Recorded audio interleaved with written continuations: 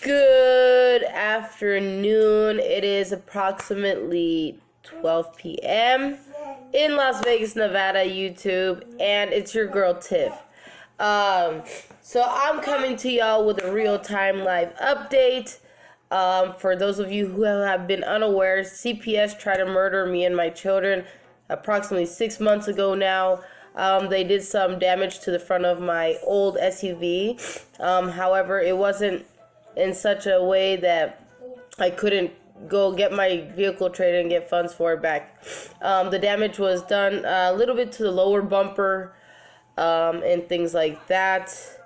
But, by the grace of God, and I'm so incredibly grateful to my older brother, Eric Lopez. He's literally my hero. And basically, he trained me to drive defensively. And I believe that to be the reason why me and my children are still alive today. So what happened was they hit me head on. It's 6 months later. 6 months later. Sorry guys, I got my son in the background. And I'm having back problems. I didn't. Go ask Emma. Abba. There you go. He teased me.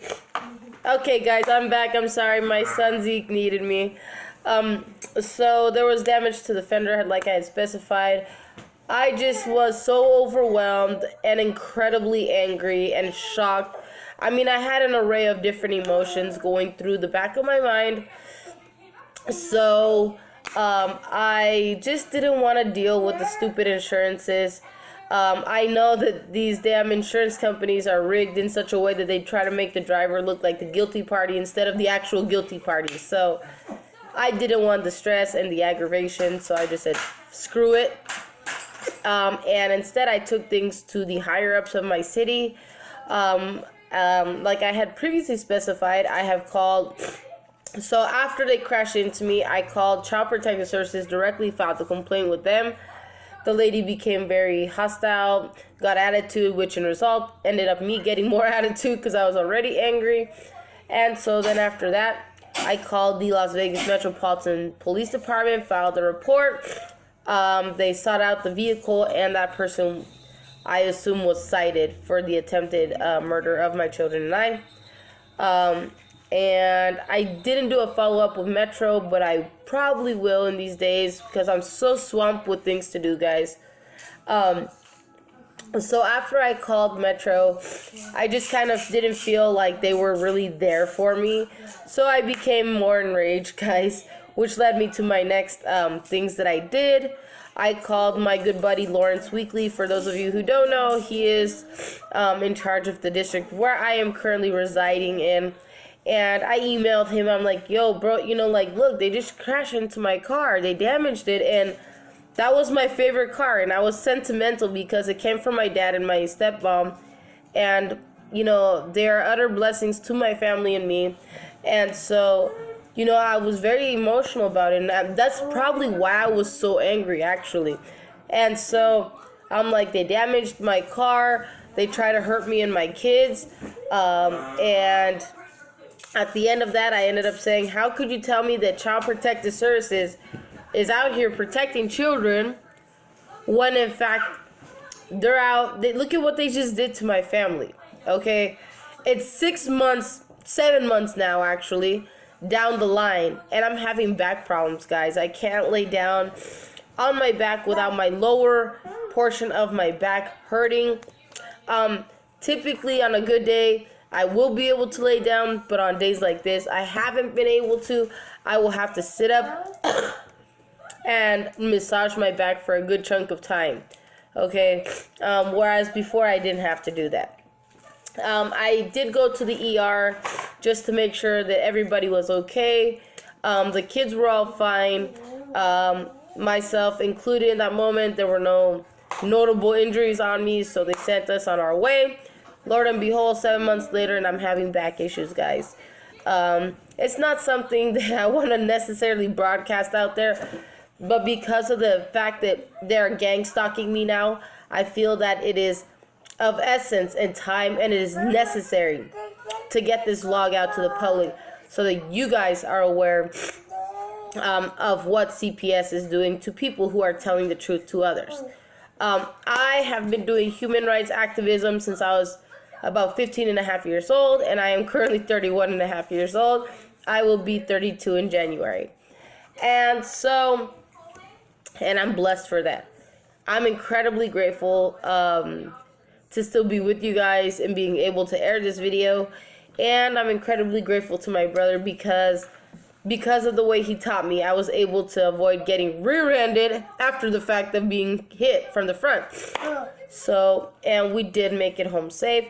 We were deliberately frightened that day, and we all were in shock. We locked our windows, closed our blinds, you name it, we did it. And, you know, by the grace of God, you know, we're okay. I will say that for the past 7.5 months, maybe now, I have been being gang stalked by Child Protective Services and the LVMPD. And I just don't, what can I say? I just don't feel comfortable anymore going out. If I can avoid going anywhere, most likely I will. And I just won't, hold on, guys.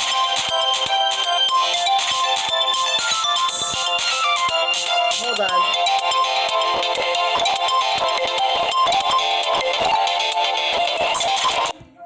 Okay, there we go, guys. I'm back. Without the disturbance, right? So, like I said, they've been gang stalking me. This morning alone, guys, we had 2 Child Protective Services, one on one side and the other towards where my husband works. They both really made it a point to look out of their window and look at me, which I personally think is funny because they're really trying to look at my kids, but my windows are jet black tinted, and in the daytime they can't see them. And the only one they can't see is me, and I know damn well they ain't trying to vibe south with me. And so I'm always like the tough mom that I gotta be. I'm always ready for whatever. After my vehicle was damaged by them, like I said, I didn't want to deal with the damn insurances because I knew that they were going to try to make it look like it was me and whatever else, and I just didn't have the patience. That day I was sad, I was angry, I had a million emotions going through me, and you know, by the grace of God, I was able to take it to CarMax, and as messed up as the bumper was, they still did the appraisal, and I was able to get actually $8,000 for my car. That's with the damages, you guys. And they said that, oh, it's gonna take us a while to repair it, blah blah blah, and the typical stuff, you know. And I'm blessed to have the vehicle that I'm in right now. Like I said, I went all out. I got the biggest vehicle there, and you know, we've been being okay. But I will say, the gang stalking me hasn't stopped. It is continuously going on. I am not the only anonymous activist and other just regular activists that this has been happening to. It has been going on for a period of time, not just to me. I know of another activist who was kidnapped, and we never heard back from that individual again.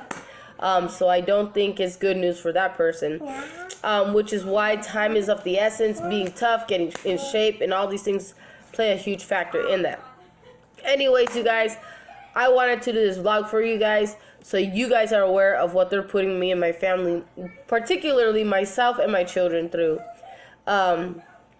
We were pretty surprised this morning when we saw them, but it's nothing that we aren't already adjusted to. We have our way of adjusting to it, and so as such, all that is left to do is get prepared and wait for the Civil War and things like that, and let's see what happens, guys. Love you guys. I'm out.